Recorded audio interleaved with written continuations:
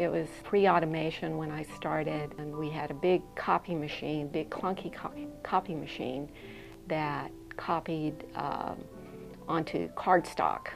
And every once in a while, the cards would get stuck in the machine and start to burn. Patrons were kind of concerned about the smell of burning on the first floor, but usually we managed to, get it unstuck and carry on from there. And all the catalogers, every day we had to file for about an hour, and nobody wanted to file in the United States because the United States had tons of departments and bureaus, and you had to look at, every word so carefully. Computers were first introduced into Fondren Library when circulation was automated in the mid-1960s.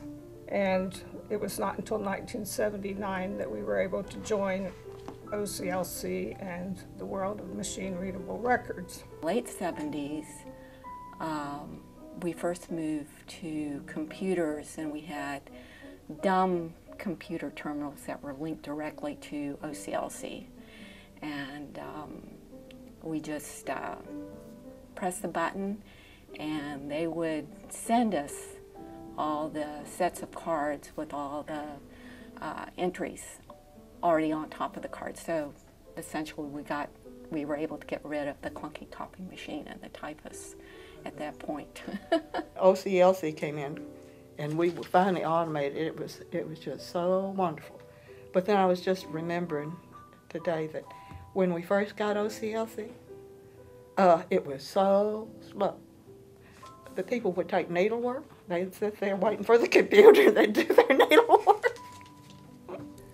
In April 1979, Fondren Library acquired its millionth volume, and at the end of November in that year, the library threw a large party to celebrate 30 years in the Fondren Library building. We had balloons, I think it was the first time we ever had food in the library. Live band, and they were serving drinks at the circulation desk and frying chicken in the bibliography room. We also had a millionth volume celebration where we brought Daniel Borson in to speak because he was Librarian of Congress at that time, I think. 1980, when the Library Planning Committee that I chaired recommended that we close the card catalog and move to an online catalog. At that point, however, most of our catalog information was not in machine-readable form. To prepare for an online catalog, a retrospective conversion project to put all of our old records into digital format was begun in 1981. In all, the conversion of our catalog took 8 years to complete.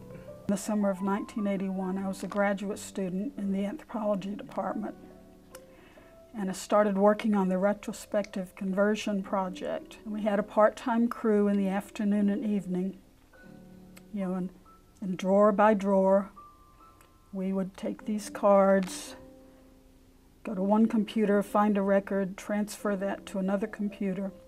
It was pretty tedious, so Kathleen came up with an idea to enliven it, and we had letter parties. As we finished each letter, we would have a party and have some snacks. In the mid-'80s, we went to our first online catalog, and it was kind of a double whammy because not only did we go from the cards to online, but at the same time, the technical services moved from the back of the first floor down to the basement. So it was a big, big change. Getting the catalog online, which was a horrendous job, but the staff did a fantastic job of that.